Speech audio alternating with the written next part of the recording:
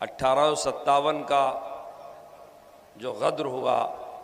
اس کو سنا، اپنی آنکھوں سے دیکھا نہیں ہے۔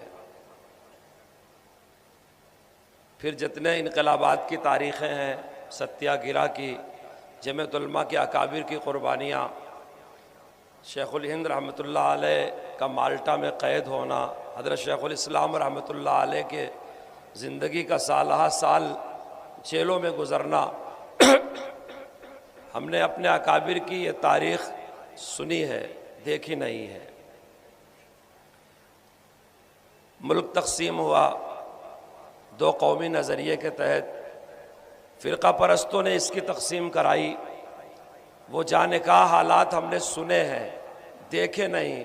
شاید دیکھنے والے خال خال کوئی باقی ہو، لیکن اس وقت ملک جس بے بسی کے ساتھ، جس قسم پرسی کے ساتھ، جس جلتے ہوئے انگارے کے ساتھ، جس بڑھتی ہوئی نفرت کے ساتھ، جس بربریت کے ساتھ، جس ظلم کے ساتھ، جس ناانصافی کے ساتھ زندہ ہے، چل رہا ہے، ہم نہ اس کو صرف اپنی آنکھوں سے دیکھ رہے ہیں بلکہ ہم خود اس کا ایک حصہ بنے ہوئے ہیں۔ آپ تصور کریں، جب آزادی میں مکمل آزادی کی تحریک پیش کرنے والی جمعیت علماء تھی کہ انگریز ملک چھوڑ دو، ہم کو مختصر آزادی، مشروط آزادی نہیں چاہیے، تو یہ تجویز سب سے پہلے جس اجلاس میں پیش کی گئی تھی اس کی صدارت کر رہے تھے علامہ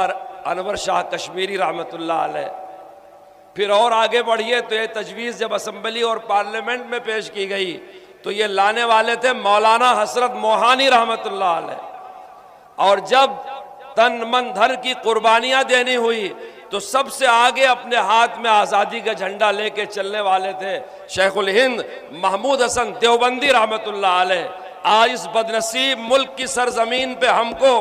مدرسوں کے تحفظ کے لیے کانفرنس کرنی پڑ رہی ہے، اس دور کو کن الفاظ میں تعبیر کیا جائے؟ آزادی ہم نے دلوائی،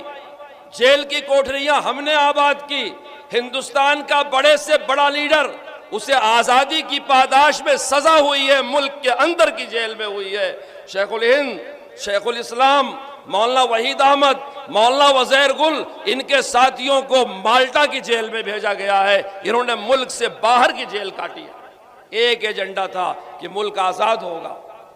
الحمدللہ ملک آزاد ہو گیا، دستور بن گیا۔ دستور کتنا بامعنی، کتنا وزندار، کتنا مؤثر بنا ہے، اس کا انداز